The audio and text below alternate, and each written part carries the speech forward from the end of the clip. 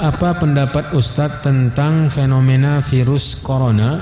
Apa hikmahnya bagi kaum muslimin? Untayan nasihat dari Syekh Abdul Razak bin Abdul Muhsin Al-Abbad tentang virus ini ya, yang ada beberapa catatan yang beliau sampaikan. Yang pertama, seorang muslim wajib dalam setiap keadaannya untuk senantiasa beriktisam, berpegang teguh dengan Allah, dengan meyakini bahwa semua urusan di tangan Allah Subhanahu wa taala.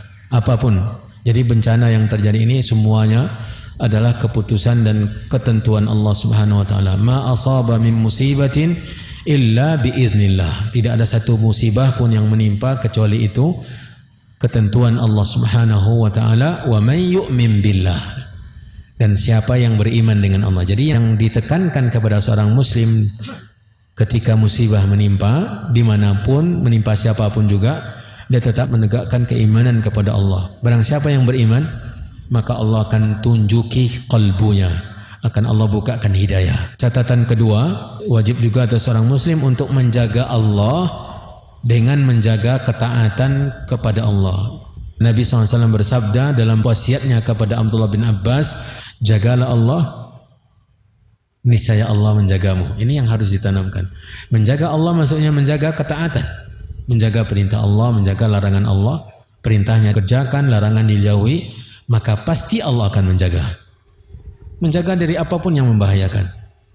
Ya, membahayakan, melindungi kita. Maksudnya kapanpun kamu membutuhkan pertolongan Allah, Allah akan ada memberikan kepadamu pertolongan dan perlindungannya. Senantiasa taat, beribadah, dekat dengan Allah, dan yakinlah Allah pasti menjaga. Tidak usah kita menyibukkan diri dan memunculkan rasa was-was, cemas dan seterusnya, khawatir, takut. Ya, tetap dengan menjaga Allah, perintah dan larangannya, aturan dan tuntunannya, maka Allah pasti menjaga kita. Yang ketiga, kata beliau ini, sungguhnya syariat Islam datang dengan kaidah melakukan sebab dan mengeluarkan ikhtiar, yaitu berikhtiar.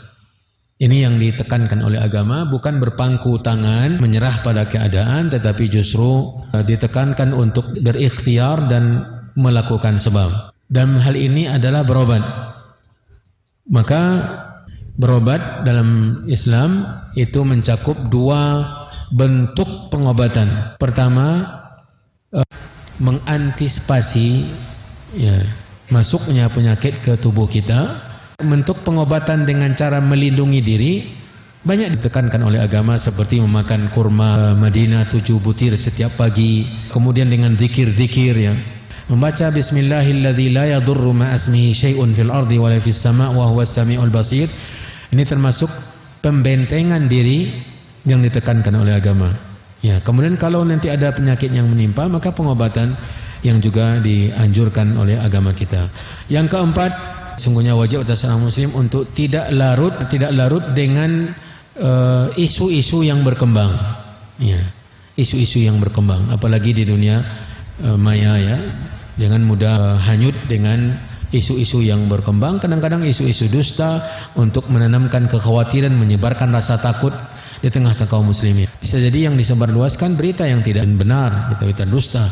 Maka serahkan urusan ini kepada yang berwenang. Yang kelima, musibah yang menimpa seorang muslim, ya, baik itu kepada kesehatannya, keluarganya, anaknya, hartanya, perdagangannya dan yang lainnya, bila mana dia menyambutnya dengan penuh kesabaran dan mengharap balasan pahala dari Allah, maka ini akan meninggikan derajatnya di sisi Allah Subhanahu wa taala. Dan firman Allah dalam surah Al-Baqarah, wa lanabluwannakum bisyai'in minal khaufi wal ju'i wa naqsin minal amwali wal anfusi wath thamarat wa basyiris sabirin alladzina idza asabatuhum musibah qalu inna lillahi wa inna ilaihi raji'un ulaika alaihim salawatu min rabbihim wa rahmah wa ulaika humul muhtadun.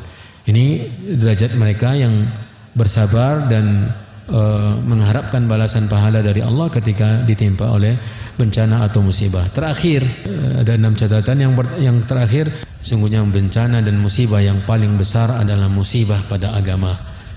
Hancurnya iman, rusaknya agama. Ini yang harus ditangisi, ini yang harus diratapi, ini yang harus dikhawatirkan, ditakuti oleh kaum muslimin.